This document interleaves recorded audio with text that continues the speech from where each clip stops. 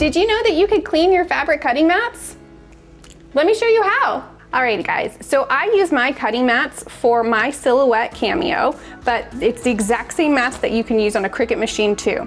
These mats work on both machines. I buy the FabricGrip mats, but after a few uses, all of the felt definitely gunks up the mat and they're no longer sticky, right? So I know a lot of people that just toss them and buy new ones, but who's got enough money for that, right? We can totally wash and reuse these for all of our cutting. This works great if you cut any sort of fabric, anything that's kind of gumming up these fabric mats. The mats I use are these RIZEE mats. They're so great, so comparable to the branded Cricut and Silhouette mats, but they work just as good and great. I only use these in my shop because they're significantly cheaper than the branded cutting mats, because who wants to pay more when you can pay less? Link below in the description for these exact cutting mats if you want to snag some for yourself. Let's turn these dirty mats into brand new mats. Washing them is way easier than you think. I've seen so many tutorials that go into so much depth of all of these things that you need, but I'm gonna let you in on a little secret.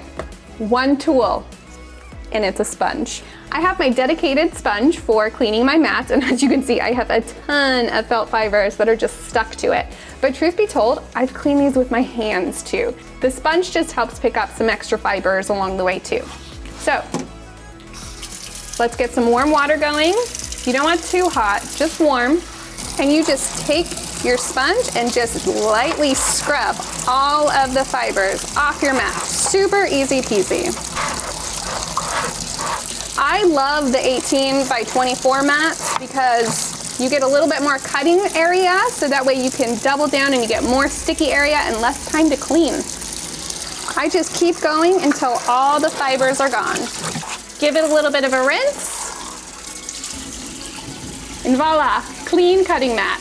I go ahead and just plop them up in my dish strainer to dry, and then once these bad boys are dried, they are ready to go again.